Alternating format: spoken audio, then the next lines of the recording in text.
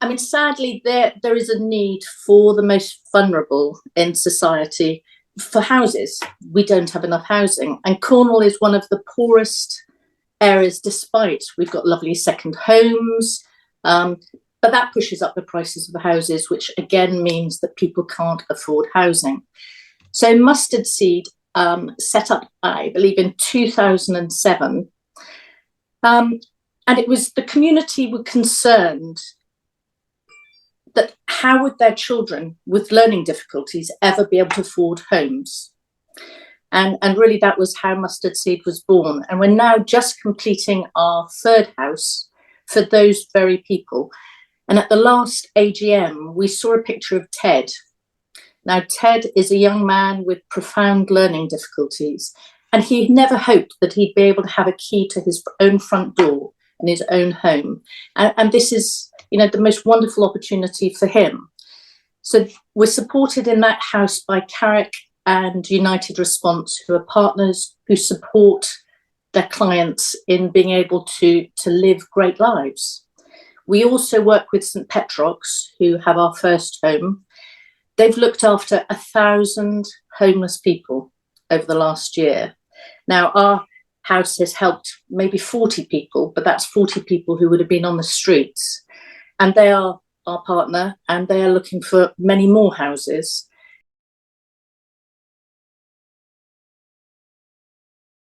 What we do is support people who are homeless and who have drug and alcohol problems, and who are capable of sustaining themselves in the community. So there's a dividing line, and they go to NA and AA meetings, and they do well. So just to give you some sort of personal stories, so Ed's been with us for 14 months. He's 14 months clean. He's training as a counsellor. Dylan's been with us for 2 years. He's been in and out of prisons and rehabs. He's just come back from a holiday in France. He's doing incredibly well. Tom was with us for 14 months. He's just moved out. He started training in animal husbandry, and just to give you some idea, cut marks and burns up and down his arms. And I could go on that, sort of the staff that we have, our 2 support workers, were residents in our Bideford project. They've both done basic trainings in counselling. Scott is going on to do his degree in counselling now in psychotherapy.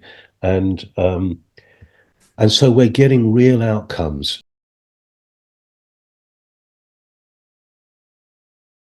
Having a roof is really important, but it's not just any roof.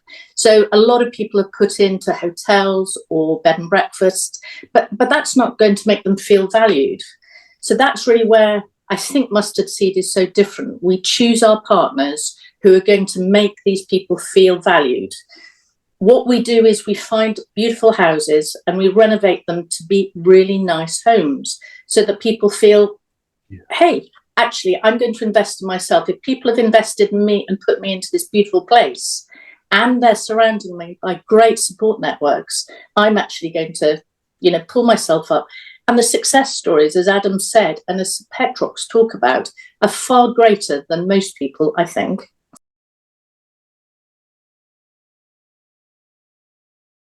So we've been running at capacity for months and months and months in Newquay, and I'm sure that there is room for another project for men sort of on the other side of Cornwall, if you like, maybe even 3 at some point.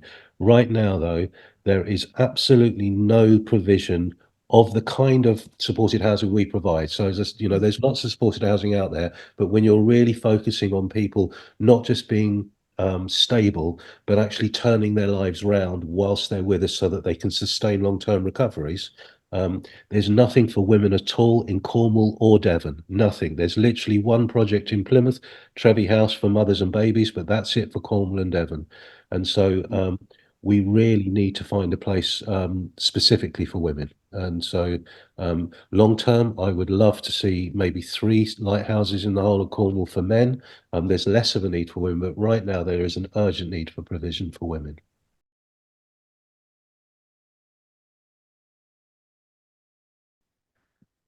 As we've heard, it's a really impactful model, and alongside that does generate profits, allowing a modest return to be provided to investors. There are 245 members now, and Mustard Seed Property seeking to grow that, whether they're active investors, passive investors, want to get involved, or just want to put their money to work for a really good cause. We want to point out that there are ambitions to pay more interest when the model allows. So I think, as Susie said, 4 to 4.5%, that's absolutely right. 4% this year, 4.5% next year. But there is actually an ambition to then go to 5% the year after, and perhaps even a little bit more if it could be afforded in future years as those 3 houses really start to pay off. And one final point on risk, which again, I think Susie alluded to, there have been some open market valuations done recently, and they're well above the amount of capital that Mustard Seed Properties raised in the form of community shares and the debt in the business.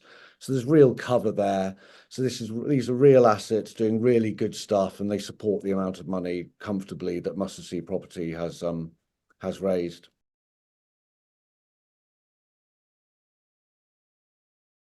I think it's a very simple model that should be being replicated countrywide. And then we wouldn't have so many issues in terms of so many vulnerable people. I think it's a very simple, wonderful solution. It makes me feel really proud and really good to have invested a tiny bit and be helping a tiny bit. And for people knowing that actually it's relatively risk-free, actually you don't need to put that much in and you're going to make a massive difference, then please, yeah, do it if you can.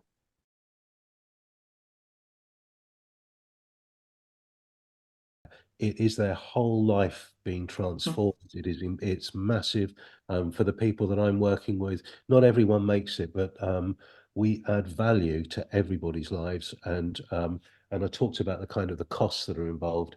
You know, everything that's invested here, not only do you make money for yourselves, but for the state, we're saving the state a lot of money. It's a very, very good investment.